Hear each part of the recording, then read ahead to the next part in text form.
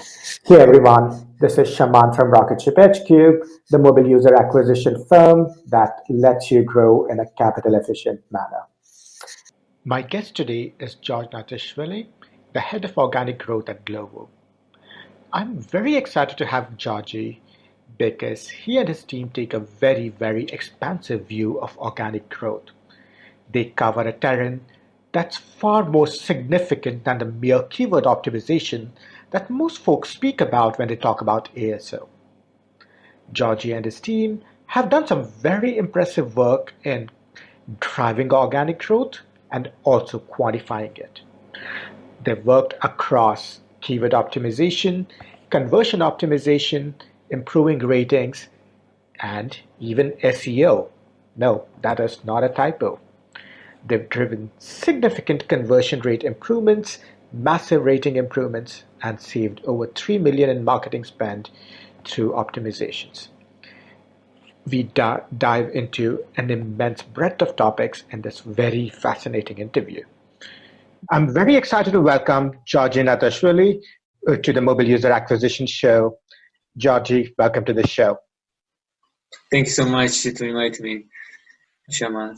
Yeah, I'm excited to have you, especially because the organic side of mobile growth is something that not a lot of people talk about, at least in the world that I work in.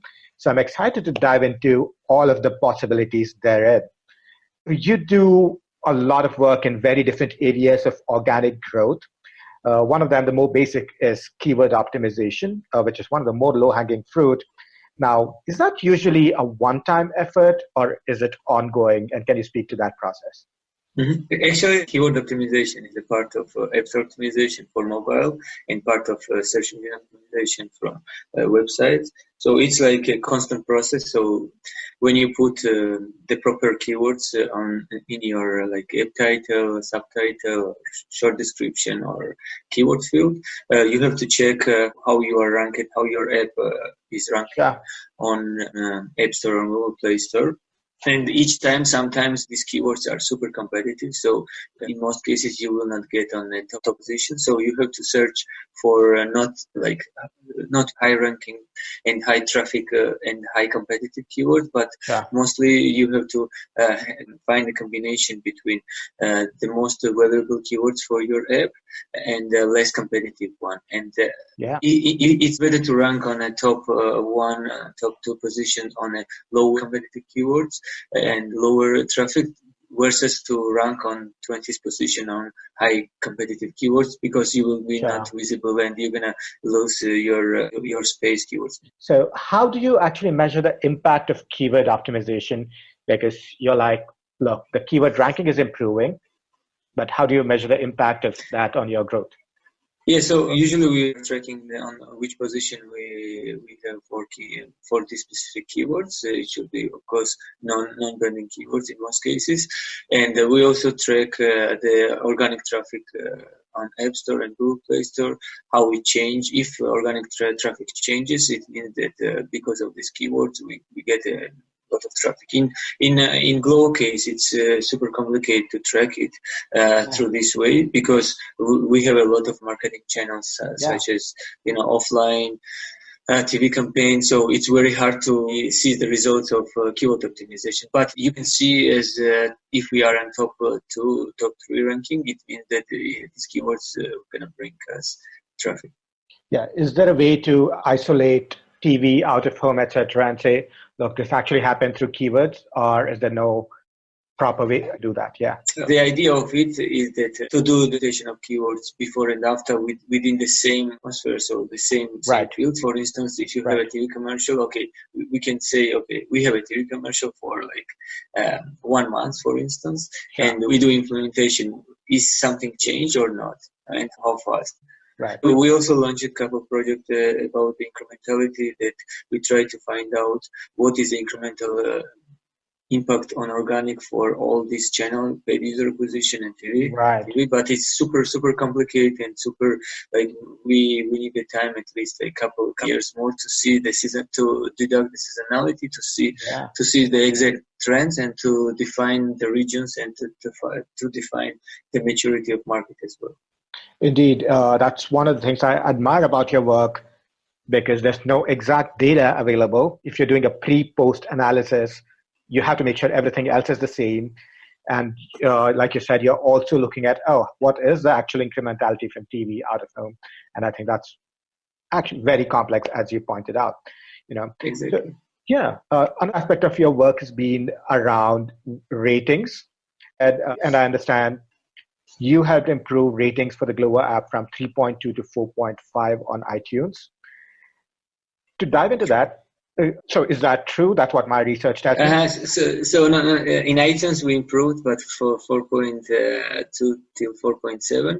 But on Google Play Store we improved from 3.2 till 4.4, Understood. 4.3, and it's a really good. We saw the results of increasing of conversion rate because of that, dramatic increase of conversion rate because of that. Also, we get the opportunity to ask Google for featuring because Right. if your app is lower than 4.0 rating, Right. no gonna consider you the featuring on Google Play Store. So it's a win-to-win situation for us, Yeah. and from this we got a lot of incremental downloads for us. Yeah, and that's a huge improvement. And you said the conversion rates improved substantially, right? What have you seen as the relationship between the rating and conversion rate? Like from 3.2, did you see the conversion rate improve as your rating went up, or did it just go up at 3.9 to 4? What is it like? Yeah, actually, like you are right that conversion rating improved together with on ratings. So there is like a huge correlation between the conversion rate and rating. So people, especially the browsers and who landing on your app page, see and trend scan your app page where the main focus they pay attention on your ratings. So if your ratings is Yeah. lower than like 4 or whatever, it's very hard to convince them to download your app. Also, ratings are also visible not only for organic, for search on Right. Google, for paid, but also for paid. One of the part of App Store optimization that also visible for paid campaigns for Sure. both for Google AdWords, for instance. So Sure. it brings not only incrementality among the organic users, but also the paid users as well. Yeah, right. And it's applicable across the board for all your traffic. So I'm curious, how much improvement could you expect to see if you went from 3.2 to 4.4, 4.5? What is the level of improvement? Yeah, so we increased conversion on 7%, but like 7%. into a totally, so our traffic is very huge. So to Yeah, improving even on 7, can right. you imagine that Yeah. it brought us approximately during the short period, like less than 1 year, more than 3 million marketing saving budget for us Yeah. only for that. So you can imagine how big the impact only for tweak this app ratings. Besides Yeah. that, we did a lot of job in terms of testing in different part of App Store optimization, like the feature graphics, adding the videos, like updating the screenshot, and we also can see the huge impact from this implementation. Yeah. And I understand you ran a lot of different tests on the app stores, right? Yeah. Was there something that was surprising in all of these tests you ran? Like you tested feature graphics, you tested videos. Mm-hmm. Did you find So, anything surprising? Yeah. surprising is that based on my experience, you should never like take experts' opinion inside the company because people's opinion is Hmm. different. So at the end Yeah. of the day, what we are thinking maybe it's something different versus what people are thinking. And our Yeah. customers are the key.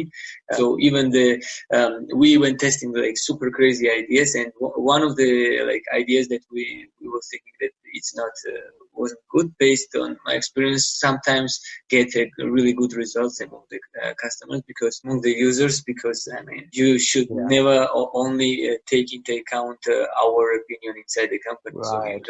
you have to test and at the end of the day you will get a really good results. No, I can relate to that. I'm often very, very wrong. If I run on the paid marketing side of things. Oftentimes, if I'm very excited about an ad creative, oftentimes it just doesn't work well, and Yeah, something's yeah, like terrible, and it just works really well. So that often exactly. tends to happen. It's often happened even that we are thinking, okay, this is gonna be a best creatives, best Yeah, visuals, but at the end of the day, it's failed. yeah. Is there something that comes to mind as something surprising you saw? You didn't expect this to win, and it won.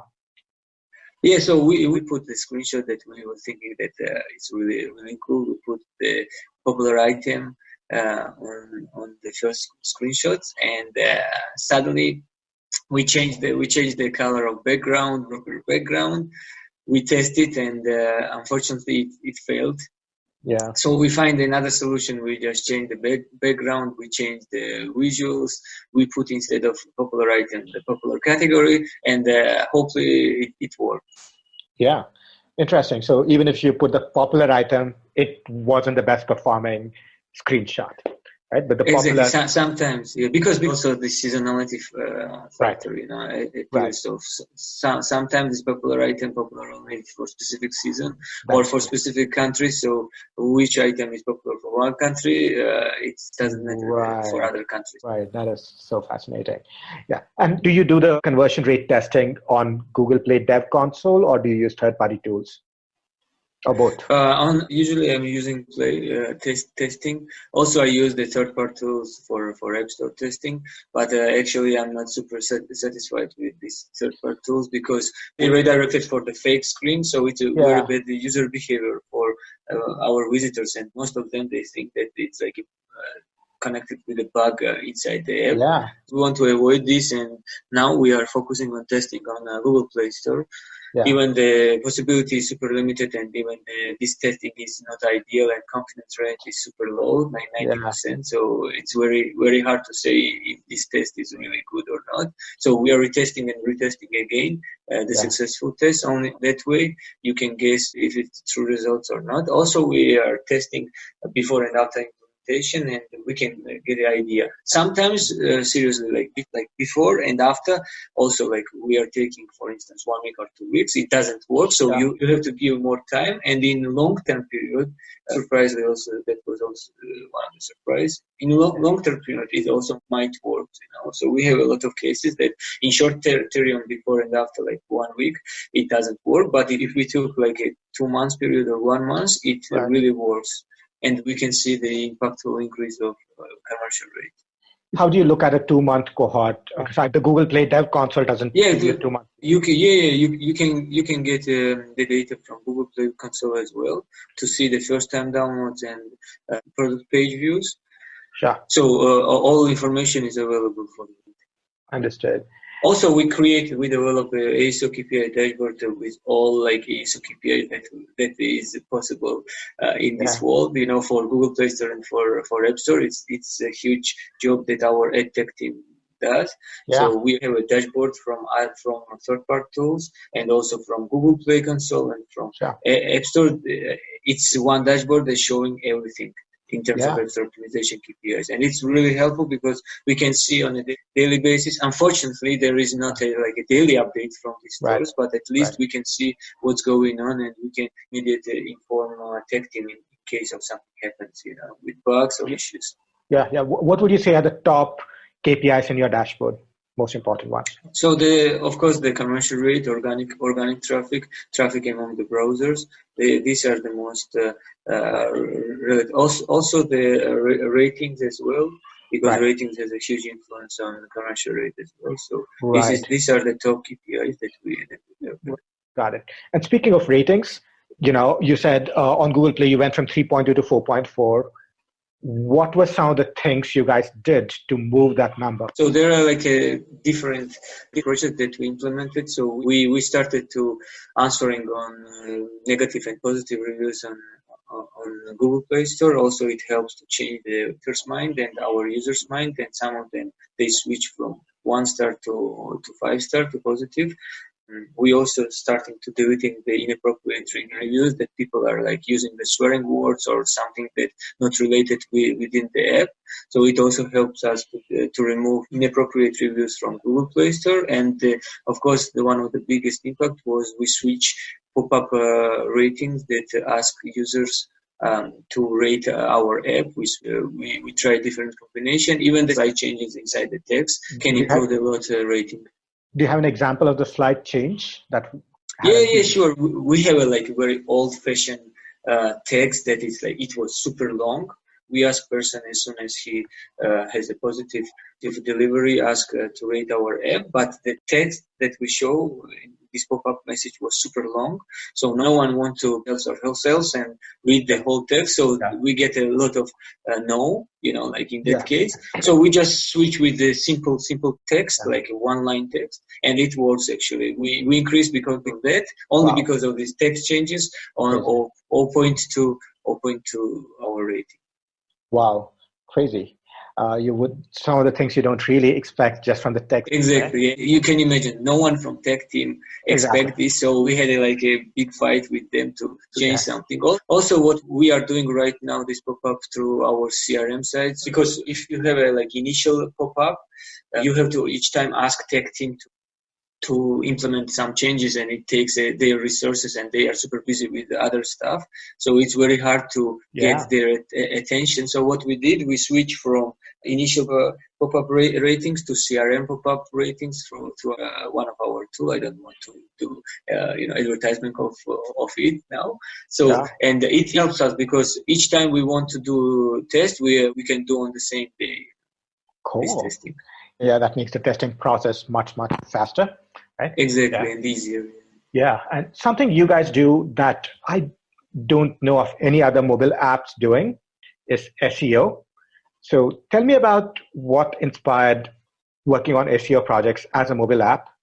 Actually, many apps, they are thinking that, this is enough to be on App Store or Google Play Store or other app stores, and this is enough traffic that we can get, but they're missing a lot of opportunity because there are a lot of other incremental traffic from web users that don't use app, or they don't like to use this app, and they're using mobile phones and mobile version, going and searching through Google. So this is a lot of incremental downloads that our other apps are missing. So we found out this. We tried right now to develop our website. Our website is on the beginning of development. We didn't have it 2 years ago. We just started from scratch, and all our competitors actually, they all already started with websites. So they are super good, and they did a great job with first. They first develop the website and then app. And we are doing differently. We are developing. We have a really strong app, and now we are developing a web. And because of that, we get a lot of incremental installs coming from web. And other apps also have to take in consideration this, that they are losing a lot of potential incremental downloads that might come from website. Interesting. So it's like users search on Google search, let's say, they go to the website, and then they see a call to action that prompts them to download the app. Exactly. Interesting. Exactly. What's the sort of incremental lift you're able to see just via the SEO? So it depends on the country also, because for some countries people are super matured on mobile, and the percentage of mobile is very high versus the percentage of app users. For some countries it's not, but at least we get plus 10% of incremental traffic from that. And imagine our app is getting a lot of traffic, so plus 10% for us is a huge result. Also, right now our website is not ideal, but imagine if we get an ideal website, that number will increase twice, I think. Yeah, that's crazy. Right. And also in terms of mobile, the share of mobile search increasing on a daily basis and on a yearly basis as well. And actually, we don't know in terms of application. Maybe in future, in 5 years, there will not be application. There will be something else on top. So people gonna switch on that. But in terms of mobile, I don't know, Google exists for more than 15 years or 20 years. So at least for nearest 10 years, I think. Indeed, that makes so much sense. And it's like you said, not a lot of people do that at all, right? Exactly. Yeah. My last question is, you guys are also a fairly sophisticated team, just from what you described, that sounds like it. Can you tell us about how your team is structured?